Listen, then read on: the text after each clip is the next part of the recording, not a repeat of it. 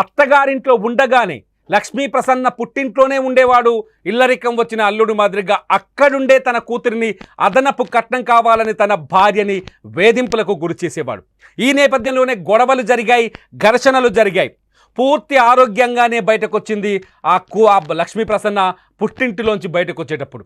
లక్ష్మీ ప్రసన్న ఆరోగ్యంగా బయటకు వచ్చిన తర్వాత నువ్వు తిరిగి తన పుట్టింటికి రావద్దని, తల్లిదండ్రులు తన దగ్గరకు వచ్చి లక్ష్మీ ప్రసన్నను చూడొద్దని ఒక పెద్ద మనుషుల మధ్య ఒక ఒప్పంద పత్రాన్ని రాయించుకొని లక్ష్మీ ప్రసన్నకి నరకం చూపించాడని చెప్తున్నారు ఆమె తల్లి. ఒక్కసారి లక్ష్మీ ప్రసన్న తల్లి మాటలు విన్న తర్వాత మళ్ళీ ఈ చర్చలోకి వద్దాం. ఒకసారి వినండి. పూల ప్రసన్న మా కూతురండి.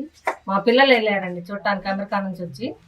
కనీసం వాళ్ళు గేట్ ఓపెన్ చేయకుండా ఇంట్లోకి రానికుండా ఒక 2-3 గంటలు వెయిట్ చేపించాక ఉండి వెళ్ళారండి. వెళ్తే తను డోర్ కట్టన్ సాట్ నుంచి అసలు బయటికి బయటికి రానివ్వకుండా మాట్లాడకుండా చేసి తనని చాలా హింస పెట్టారు.